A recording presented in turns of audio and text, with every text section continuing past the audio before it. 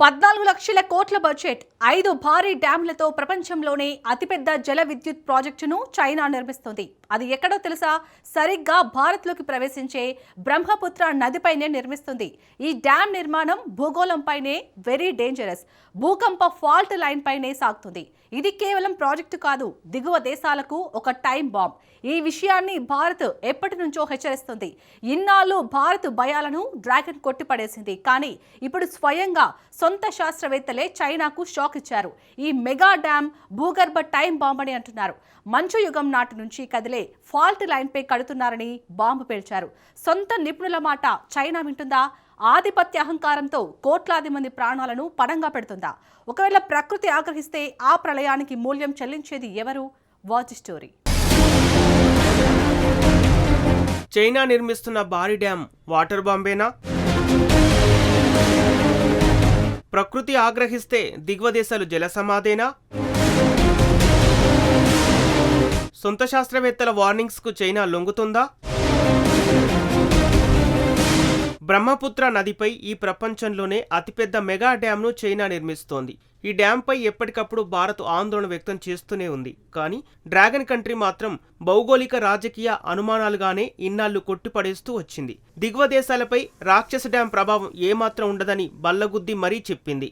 కానీ నేడు చైనా అల్లిన ఆ కట్టుకథలు ఒక్కసారిగా కూలిపోతున్నాయి. ఎందుకంటే ఈ తాజా హెచ్చరికలు భారత నిఘా వర్గాల నుంచో విదేశీ నిపుణుల నుంచో రాలేదు. స్వయంగా చైనా ప్రభుత్వ మద్దతు ఉన్న భూగర్భ శాస్త్రవేత్తల నుంచే వార్నింగ్స్ వచ్చాయి. యార్లాంగ్ సాంగోపో నదిపై మిడోర్ పేరిట భారీ జల విద్యుత్ ప్రాజెక్టు నిర్మాణాన్ని చైనా చేపట్టింది. యార్లోంగ్ తాంగ్సోపో నదిని భారతదేశంలో ప్రవేశించిన తర్వాత బ్రహ్మపుత్రగా పిలుస్తారు.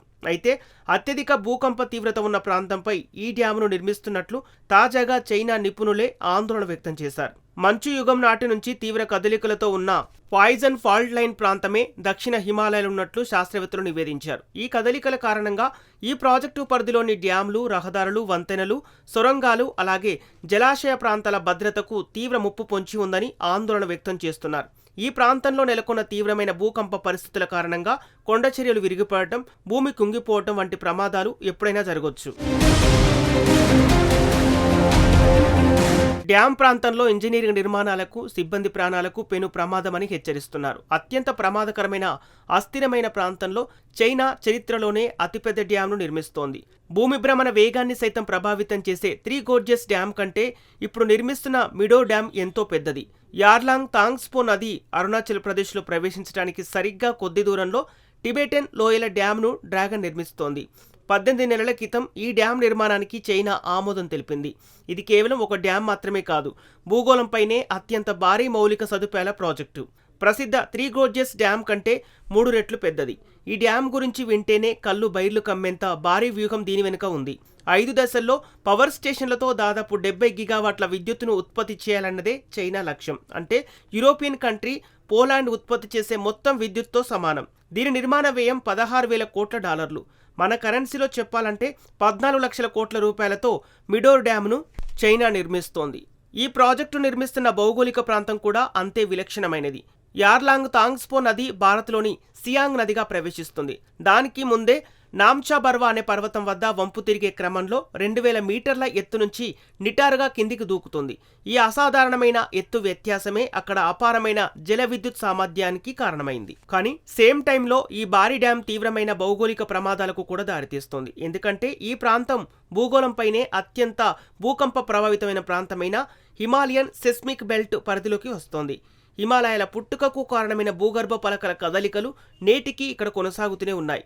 మంచు యుగం నాటి నుంచి నిరంతరం కదులుతున్న ఒక ప్రమాదకరమైన ఫాల్ట్ లైన్ పైనే చైనా ఈ ప్రాజెక్టును కడుతోందని ఇప్పుడు స్వయంగా ఆ దేశ శాస్త్రవేత్తలే చెబుతున్నారు. అంటే ఇక్కడ భూమి ఎప్పటికప్పుడు కదులుతూనే ఉందన్నమాట.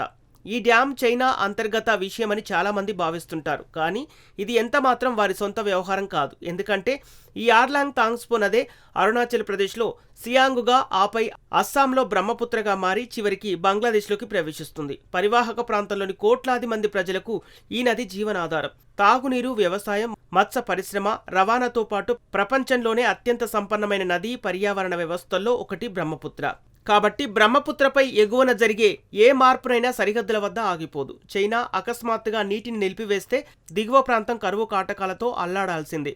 ఒకవేళ ఉన్నట్టుండి నీటిని విడుదల చేస్తే దిగువ దేశాలు జలసమాధి అవుతాయి. ఇక అన్నింటికంటే భయంకరమైన పరిస్థితి ఏమిటంటే, ఒకవేళ తీవ్రమైన భూకంపం సంభవిస్తే డ్యాం నిర్మాణాలు దెబ్బతింటాయి. నిజంగా భూకంపాలతో డ్యాం దెబ్బతింటే ఆ జల ప్రళయం ఊహించని వేగంతో దిగువ ప్రాంతాలను సర్వనాశనం చేస్తుంది. అందుకే అరుణాచల్ ప్రదేశ్ ముఖ్యమంత్రి పేమా ఖండు గతంలోనే ఈ ప్రాజెక్టును వాటర్ బాంబుగా అభివర్ణించారు. అయితే అప్పట్లో పేమా ఖండు వ్యాఖ్యలను కేవలం రాజకీయ వ్యూహాత్మక విమర్శలుగా కొట్టిపారేశారు. కానీ నేటి పరిస్థితులు ఆ భయాలను నిజం చేస్తున్నాయి. ఇప్పుడు స్వయంగా చైనా శాస్త్రవేత్తలే ఆందోళన వ్యక్తం చేయడంతో భారత భయాలకు మరింత బలం చేకూరినట్లయింది. ఈ ప్రాజెక్టు కేవలం స్వచ్ఛమైన విద్యుత్ కోసమేనని చైనా వాదిస్తోంది. కానీ నాణానికి ఒకవైపు మాత్రమే. ఎందుకంటే నది పుట్టిన స్థానాన్ని ఎవరు నియంత్రిస్తే వ్యూహాత్మక పట్టు వారి చేతుల్లో ఉంటుంది. ప్రపంచంలోని ఇతర అంతర్జాతీయ నదుల మాదిరిగా బ్రహ్మపుత్ర నది విషయంలో భారత చైనాల మధ్య ఎటువంటి సమగ్ర నీటి పంపిణీ ఒప్పందం లేదు. పైగా ఇరు దేశాల మధ్య సరిహద్దు ఉద్రిక్తతలు పెరిగినా ప్రతిసారి నది ప్రవాహ డేటాను ఇచ్చేందుకు చైనా నిరాకరిస్తోంది. ఇలాంటి పరిస్థితుల్లో పారదర్శకత అనేది అత్యంత కీలకం. ఎగువన నిర్మించే భారీ డ్యాంలతో నదీ ప్రవాహాన్ని పూర్తిగా నియంత్రించే శక్తి చైనాకు లభిస్తుంది. నీటిని ఆయుధంగా మార్చబోమని చైనా నొక్కి చెబుతోంది. అయినప్పటికీ కేవలం నమ్మకం మాత్రమే అధికారిక ఒప్పందాలకు ప్రత్యామ్నాయం ఏమాత్రం కాబోదని భారత్ స్పష్టం చేస్తోంది. ఈ జల వివాదం కేవలం బ్రహ్మపుత్ర నదికి మాత్రమే పరిమితం కాలేదు. ఆసియా వ్యాప్తంగా నదుల ఎగువ ప్రాంతాలపై పట్టు సాధించడం ఇప్పుడు భూ రాజకీయ వ్యూహాల్లో భాగమైపోయింది. నీరు ఇప్పుడు కేవలం సహజ వనరు మాత్రమే కాదు, అదొక వ్యూహాత్మక ఆయుధం. చైనా చెప్పేదొకటి చేసేదొకటని భారత్కు బాగా తెలుసు. అందుకే భారత్ కేవలం నిరసన తెలిపి చేతులు ముడుచుకొని కూర్చోలేదు. చైనా ఎత్తుగడలకు చెక్ పెట్టే వ్యూహాలను సిద్ధం చేస్తోంది. క్షేత్రస్థాయిలో నిర్మాణాలకు భారత్ సైతం తెరలేపింది.